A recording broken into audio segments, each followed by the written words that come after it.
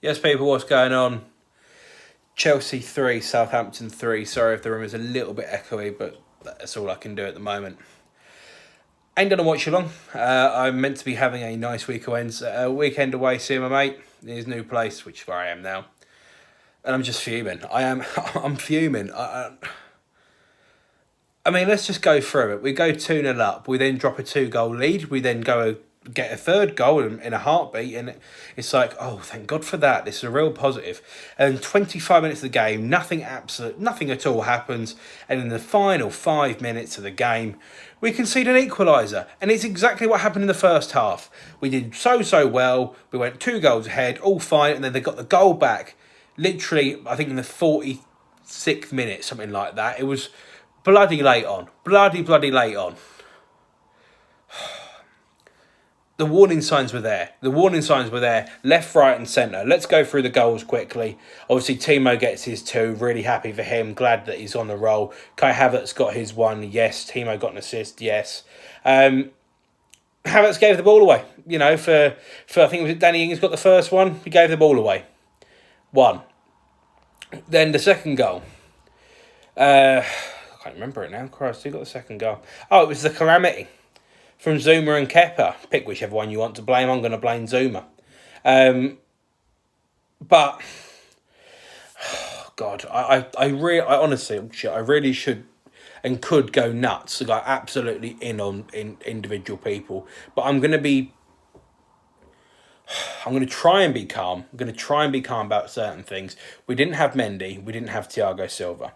Both of them lead. Both of them, I think, tell Zuma to get rid of that. Get rid of it completely. Not the header back. It goes to Kepa. Kepa doesn't do anything with it.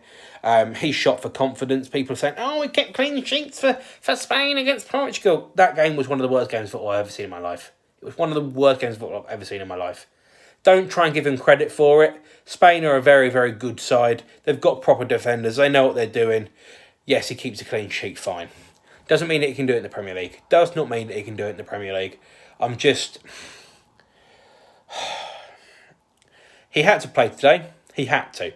Because if you pick Willie over him, third choice keeper over your second choice keeper, then the argument would be, well, why Willie not there every single week on the bench? I understand why he played. I don't like it, but I understand why he played. He makes a complete fuck up for the second goal. So does Zuma. Doesn't head it back to him well enough. Anyone in their right mind just yeets it out for a throw-in. Just yeets it out. But we kept on creating these individual errors and mistakes that I keep banging on about all the bloody time. How many times do I have to say about these individual errors, these individual problems that keep coming around? Kai Havertz shouldn't have tried to run the ball out for the first goal. 1. He did it. It's fine. You lose those kind of goals. Okay, it needs to stop, but they happen in games. You give the ball away when you shouldn't. You absolutely annihilate the thing into row ZZ if you're Zuma, from me, and a personal point of view. It just goes absolutely anywhere. It doesn't make an absolute difference. It just goes absolutely anywhere. This is not by your goalkeeper, who already, as we know, and I'm going to swear in this, is shit. You don't let it go anywhere near your goalkeeper, and they make the most of it. I can't remember who scored that goal, but they make the most of it. We then go 3-2 up, basically instantly. Great. Really, really good response. Really, really positive. We get forward well, we pass the ball straight across, and it's a tap-in. Well done, Kai Havertz, getting your first Premier League goal. Maybe it makes up for the error that you made earlier on in the game. Fine. But then, the bloody equaliser. The fucking equaliser, man. God. You give the free kick away that you're expecting them to put it in the box. Why no one closed down Walcott, I've got absolutely no idea. Vestergaard had a free header pretty much. No one went anywhere near towards him. There was no sort of man marking, zonal marking, anything. It was just people in and around the right area. Get fucking set, mate. Get set. Get defensively set and then deal with it. If you can't deal with it, then make sure you close down the man. Make them make the mistake. If Walcott just absolutely throws that anywhere and tries to go for guard himself and goes top corner and it goes over the bar, then it's well dealt with. He had a shot on goal, but it's always going to be a wonder strike. But he put it back in the mixer. He was going on target and all it took was a touch and it's in. I'm actually near Southampton and there was a load of Southampton fans in the pub. And They couldn't believe it. They weren't expecting anything in the game. We were talking to them throughout the game. They were not expecting anything at all. Chelsea, we had this completely and utterly in our control. We had this completely and utterly in our control. But there was no killer fucking instinct. Right from the word go, we went 2-0 up. Let's go make it 3. Let's go make it 4. Let's go make it 5. Let's go make it 6. Let's even go make it bloody 7. Because there was enough time in the game to do that. There was enough time in the game. I put on my Instagram and I was saying... I think someone asked me a question, could Ziyech come on and make a difference and get an assist? And I went, yeah, of course he could. If the game's in our favour, he can go and play Werner through and he scores. That very easily could have happened. And we could have had 40, 50 minutes of doing that.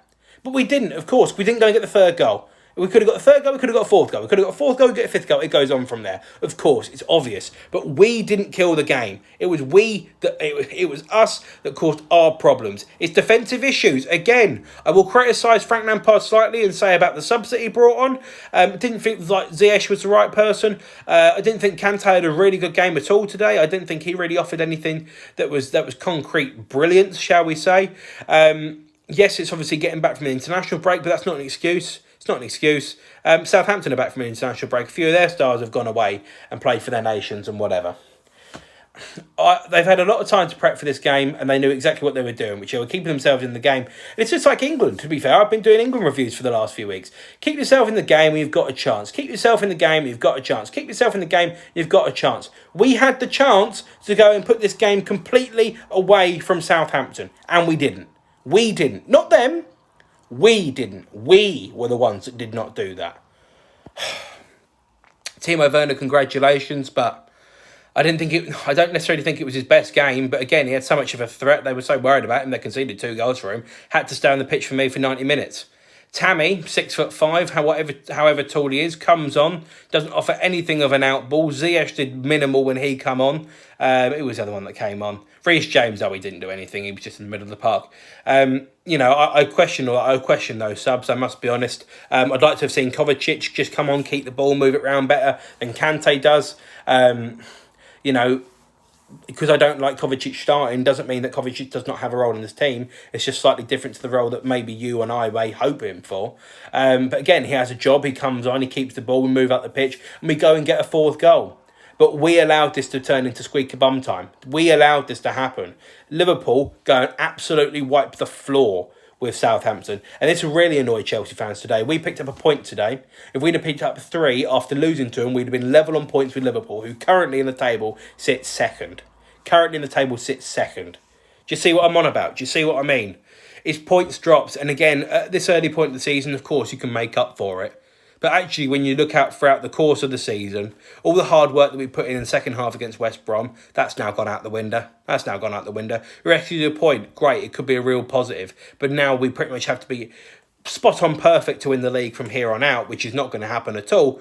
But to realistically be top 4, which is where, of course, we're all hoping for as Chelsea fans, we need to be able to be near enough perfect, to be fair. But one thing I will massively question, and it's not a Lampard thing, I suppose it is a slight Lampard thing, but it's also a statement of intent from a Chelsea fan point of view. We lost Thiago Silva today through travelling abroad. We lost Mendy from travelling abroad, obviously for different reasons, that's fine. But we still have not actually improved defensively. Last year, we scored shed loads of goals. We were like the 3rd top scorers in the league or something like that. We had a really good stat in our favour. Now we've signed more people to replace the people that last year were already scoring goals with people now who are scoring goals. Fine. If that's the way you want to move forward, chill, whatever. If you don't think that Tammy Abraham's going to go and do it for the next 2-3 years, I completely understand that. I understand why you would have a problem with it. What I do not get at all, and I really do not get this, is why the hell you would not actually try and develop defensively. We brought Thiago Silva, yes, he's not the long-term solution. Koulibaly was out there and ready to go. People are saying we don't need defensive help. We do. Christensen, I don't think, is at it anymore. Zuma needs to be led, he needs to be commanded. He's not the person who's going to do it himself. And we've got a few of those kind of characters around. Yeah, I'm happy that Tomori is sticking around. Rudiger, what's he still doing there? I must be honest, I like the guy, but what's he still doing there? There's just so many defensive problems. And after a team that last year was known for scoring goals, we are still known for scoring goals, and we are still known for conceding them as well. Mendy in goal, Kepa in goal, Willie in goal, whoever the hell it is, we're still conceding goals. Whether it comes in big moments or smaller moments or whatever, we're conceding goals and we're costing ourselves games, and that's what wins your league, winning games, simple as. But I've gone on for 10 minutes in this, so thanks for watching. If you're new around here, make sure you subscribe. Very close to 10k, but this probably video will get it over there. So thanks very much, but fucked off, man. So fucked off.